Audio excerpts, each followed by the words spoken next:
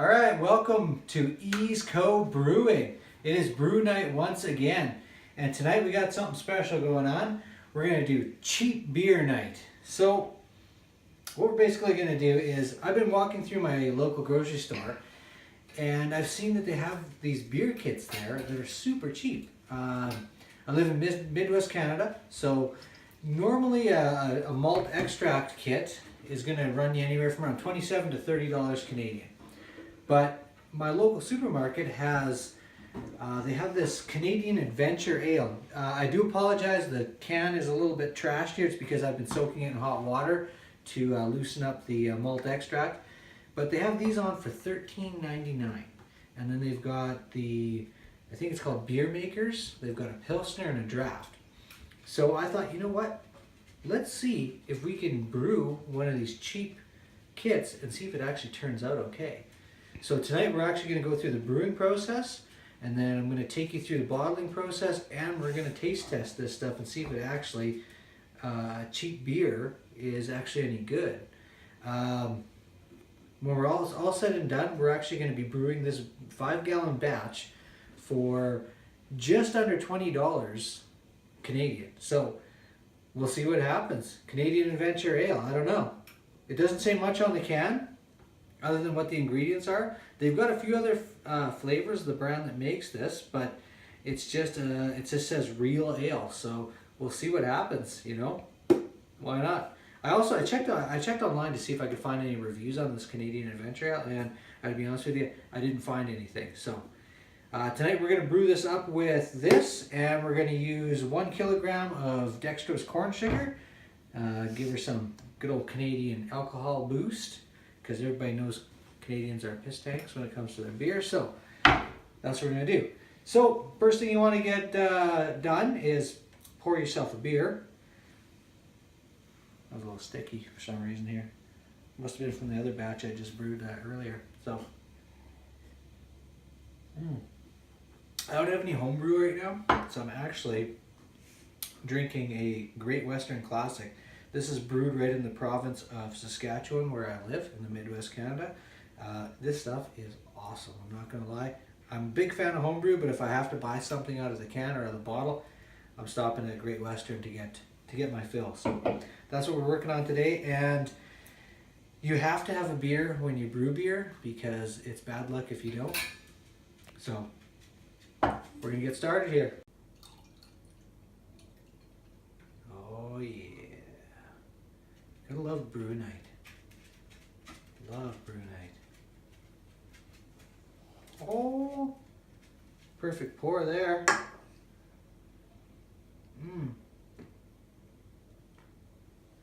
Awesome. So, sanitization.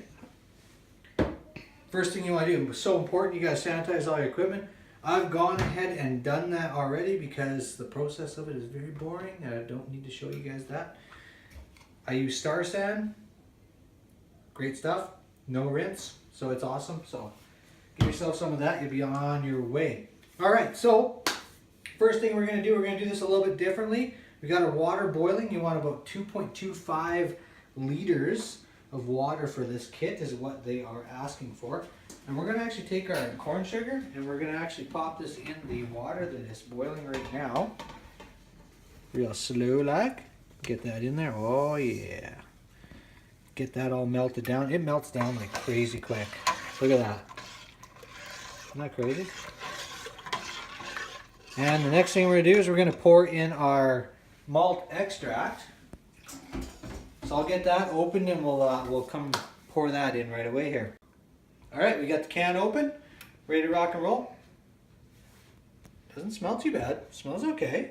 So when I first actually cracked the can and got a whiff of it, I was like, whoa, this is going to be really bad. So, but then I actually gave it a little taste and a little bit of a smell after it had been open, and it seems to be okay. So, pour that in there. All right, good stuff. Okay. Now we're going to pour some boiling hot water in this can to get the rest of this out, because a lot of it sticks to the sides. So, oh, watch you don't burn yourself.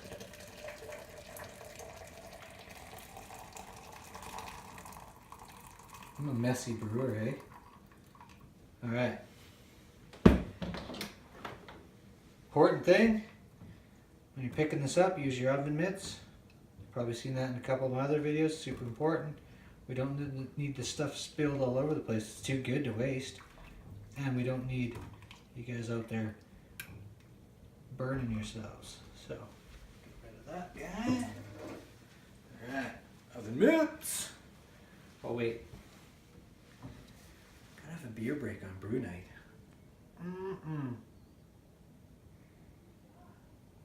Oh man, Great Western makes a good beer.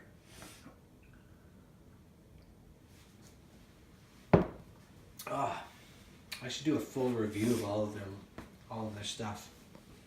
All right, there we go. Booyah! Nice and clean, ready to rock. Give her a couple of stirs there. All right, we're gonna stir this up.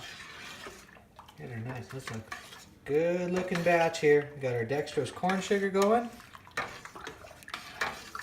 All right. Next step here. Have I mentioned how good Great Western beer is? By the way, if you're a brewer and you're not drinking a beer while you're brewing or on brew night, you're a poser.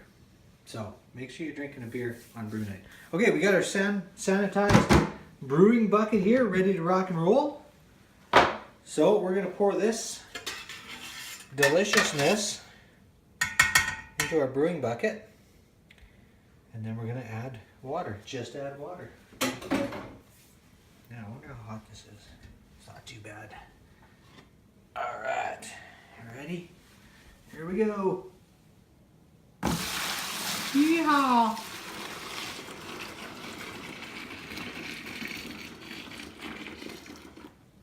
All right.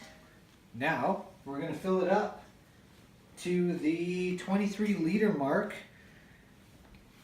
and then we're going to stir it up. Okay, so once you've got that done, what you want to do is get cold tap water and fill it up to the 23 liter mark, or 5 gallons, depending on where you're from. One thing to mention about tap water, you know, if your tap water is full of chlorine, maybe not a good idea. My tap water I know is really good, and I've actually tested it and use it for brewing all the time. But if it's not, you can actually use Brita filtered water or spring water. Don't use distilled water because there's not enough minerals in it. The yeast don't like that. So tap water, if it's good, just use it. Nice and cold. Put her in.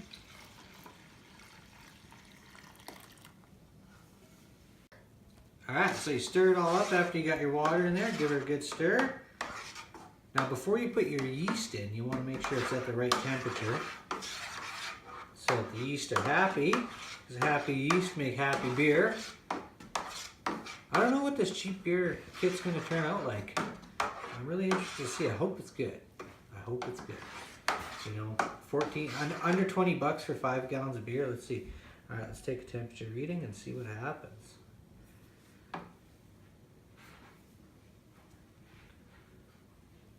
All right. We want to be between 65 and 70. Sorry, 65 and 75. We're sitting at around 70 degrees. Let's just leave it in there a little longer. So it should be perfect for pitching our yeast. Alright. Yeah, we're definitely at 70, so we're good to pitch our yeast. So we're going to go ahead and do that right here. I'm just going to grab it. Alright, so we got our yeast, and this is a yeast packet that came with the Canadian Adventure Ale, so no idea what type of yeast it is. There's nothing on the package other than it says it was packaged in a protective atmosphere, so thank goodness. Alright, so I'm going to spread that out. Most of the beer kits that I do, I always mix the yeast right in. I find it activates it a little quicker. So we're going to go ahead and stir it all in. Some people like to just leave it on top. Seems to work out fine either way. So we're just going to go ahead and give that a good stir. And we're going to cover this up. I don't actually use an airlock on these buckets. I just loosely put the lid on. Seems to work just fine. You know, it's all personal preference.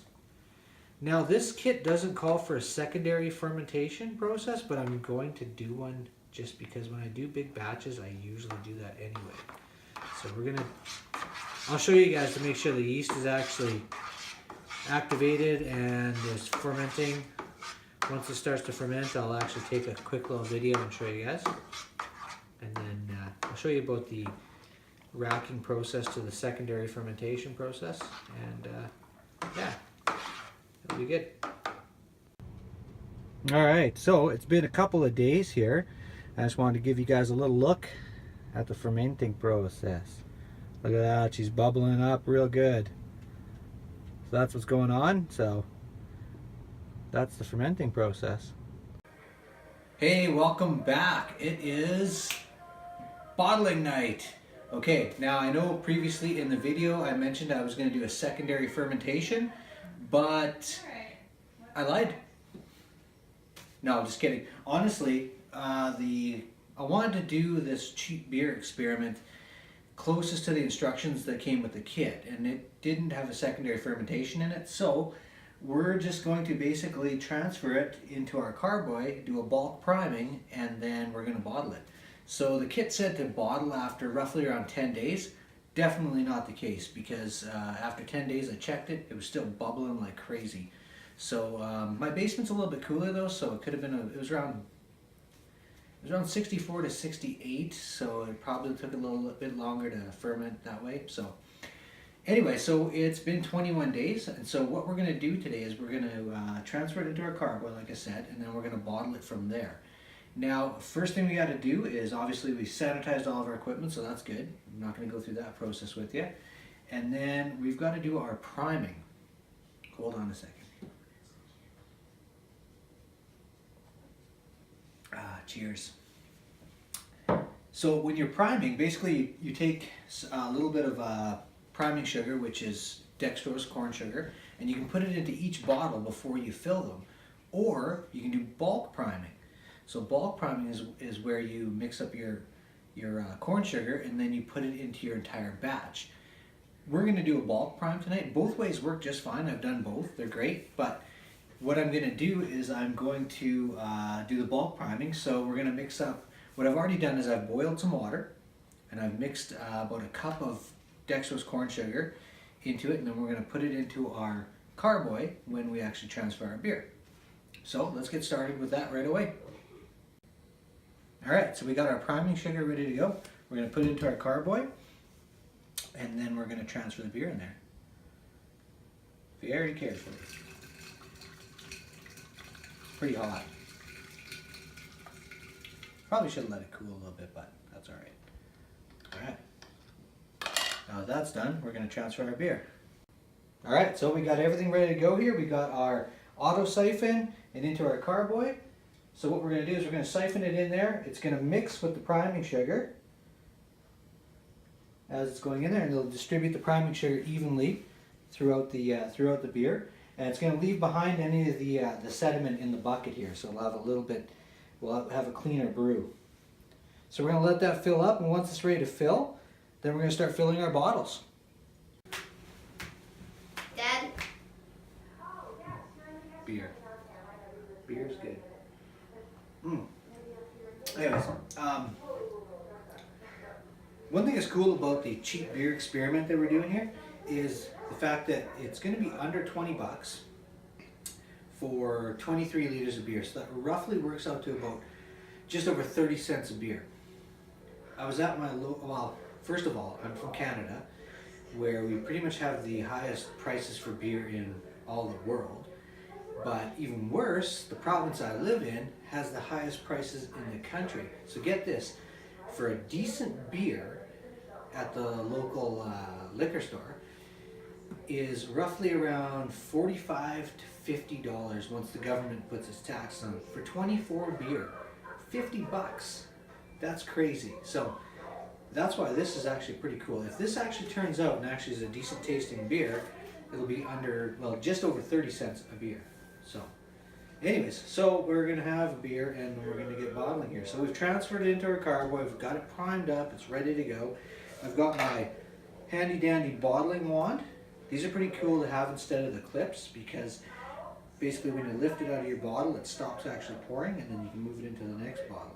So what we're gonna do is we're gonna go through and we're gonna start filling all of our bottles, and then we're gonna cap them, give them a little invert, and then we're gonna have to wait, which is the crappy part. So, okay, let's get started. Oh, by the way, if you don't have an auto siphon, you got to go with one of those. They are cool. You give a couple of pumps, and you know what? It starts to go, and once it goes, you are ready to go. Nice thing about the bottling wand is it leaves just the right amount of headspace. What you do is you fill it up right to the top, and then once it's full, you pull it out, and then it's got just right amount of headspace in your bottle to cap it. If you do have a crate, great thing to have is a crate, and you just move from bottle to bottle.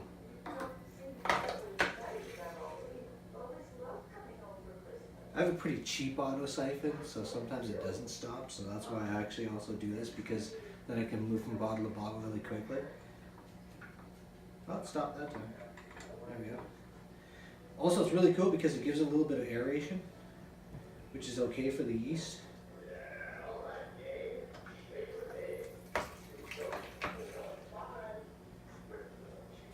Alright, so what we're going to do is we're just going to continue filling all these bottles, and then we're going to cap them all,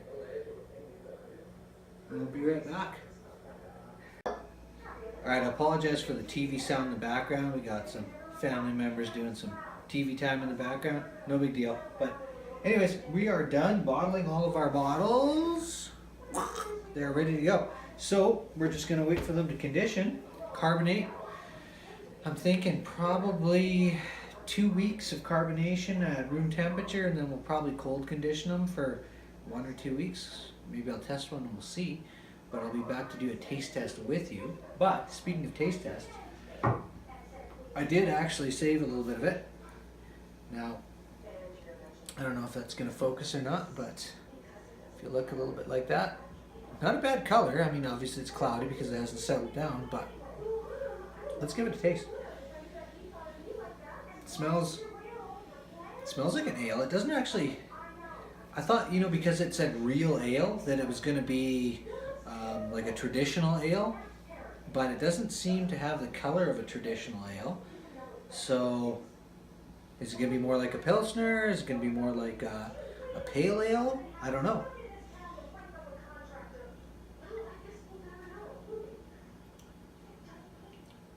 I mean, it tastes okay. I don't really know.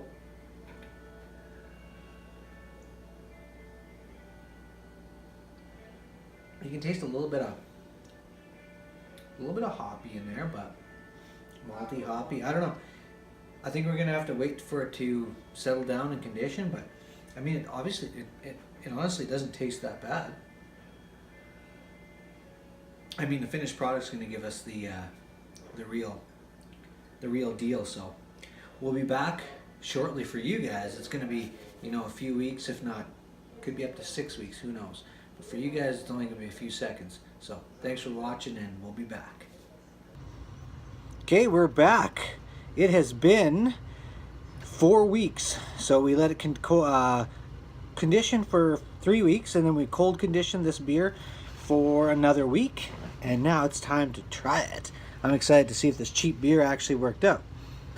So, no further waiting needed. She was a little bit tight there. Got a little bit of fizz off of it.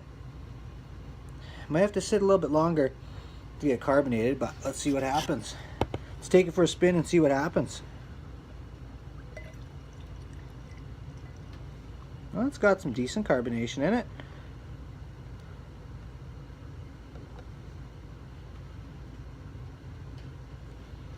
All right.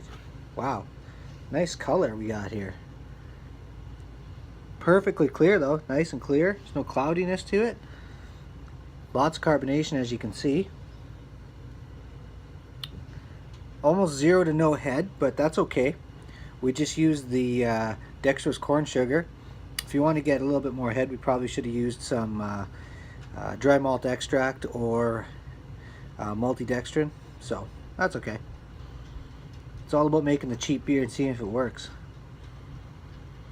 Well, it smells good. You can smell the hops in that, which is really odd because usually those pre-hop malt extracts don't have a lot of hops in them, but it's got a little bit of a caramelly kind of smell to it. Well, let's take it for a whirl.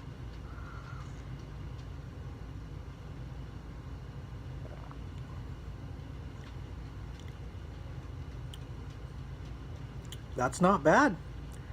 Could use a little bit more carbonation, but that's probably because I didn't put enough sugar in the bulk primer. I put a cup in, I think, and you know, maybe even a cup and a quarter would be okay, especially seeing we're using those PET plastic bottles. You can put in a little bit more sugar. So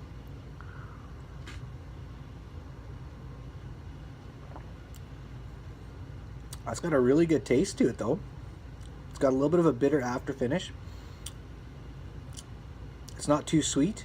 A lot of times these home brews are a little too sweet, but not this time.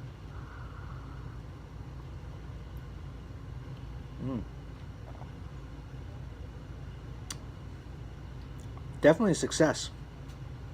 You know, these are about 30 cents a beer. I think that was a really good idea. Canadian Adventure Ale. You know, it's a pale golden in color, so I thought it'd be a little bit darker, but it's not. And that's okay. Tastes pretty good. And you know, it's probably going to get even better with the age here. Probably a little bit more carbonation and even a little bit more flavor. So, you know what? All in all, I'd have to say the How to Make Cheap Beer project was a success. Canadian Adventure Ale. Definitely would brew this one again for sure. Well, and as always, thanks for watching. I hope you enjoyed this. You know, like, comment, and subscribe. Thank you. Cheers.